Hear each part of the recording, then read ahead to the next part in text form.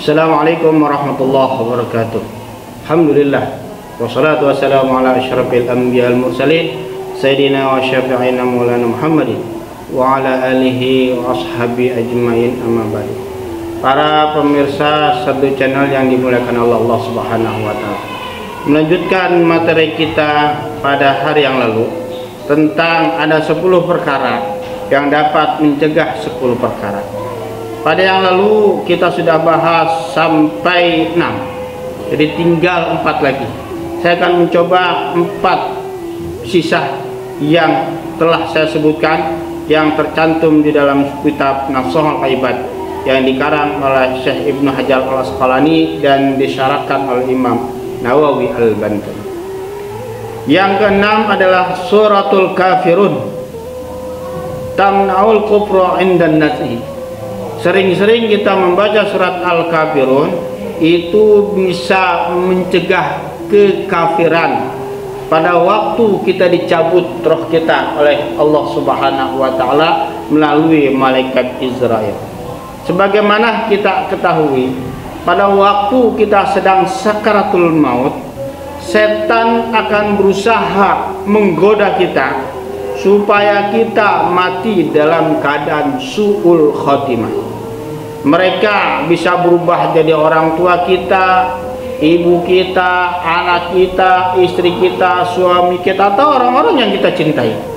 Berusaha semaksimal mungkin supaya pada waktu dicabut ruh kita oleh malaikat, maka kita dalam kedurhakaan kepada Allah Subhanahu wa taala. Maka Rasulullah menganjurkan kita untuk sering-sering membaca surat Al-Kafirun. Insya Allah kita akan selamat dari kekafiran pada waktu kita dicabut ruhnya oleh Allah Subhanahu wa taala. Kemudian wa suratul Ikhlas tamna'un nifaq. Surat Al-Ikhlas bisa mencegah kemunafikan. Nah, bagaimana kita tahu sifat munafik adalah sifat yang paling dibenci oleh Allah Subhanahu wa taala.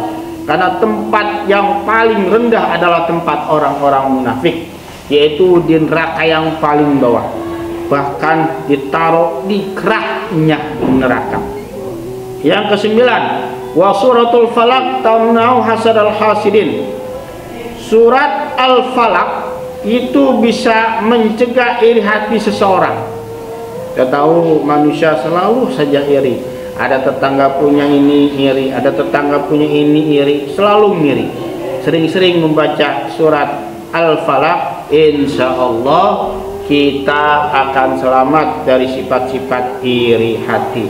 Yang terakhir adalah wa suratun Nas tamna'ul waswas. Sering-sering membaca surat An-Nas itu bisa mencegah waswas. Sebagaimana kita ketahui, surat An-Nas dan Al-Falaq ada al-mu'awwidhatain, 2 surat pencegah, pelindungan dari Allah Subhanahu wa taala atas segala keburukan-keburukan yang dilakukan oleh makhluk-makhluk Allah yang durhaka. Rasulullah sallallahu alaihi wasallam pun pernah disantet. Kemudian Allah Subhanahu wa taala menurunkan al-mu'awwidhatain, qul a'udzu dan qul a'udzu birabbin nas dan qul a'udzu birabbil falaq. Maka terbebaslah Rasulullah dari santet tersebut.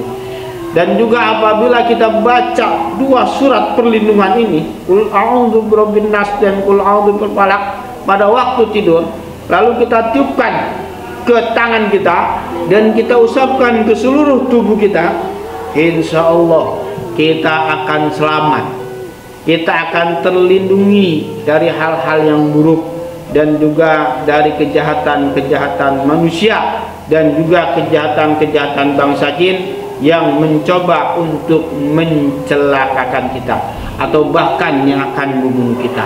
Sering-seringlah membaca surat ini pada waktu kita mau tidur. Diutamakan pada kita mau tidur.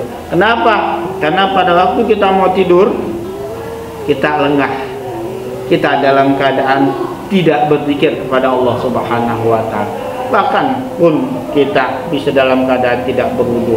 Jadi mudah sekali diserang oleh makhluk-makhluk Allah yang memang sangat benci kepada umat-umat Nabi Muhammad yang selalu ingat kepada Allah Subhanahu wa taala.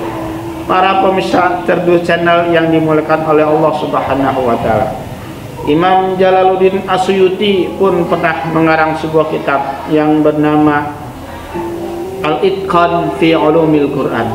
Di dalam kitab Al-Itqan fi Ulumil Quran pun ada bab namanya Khasaisul Quran, khasiat Al-Quran.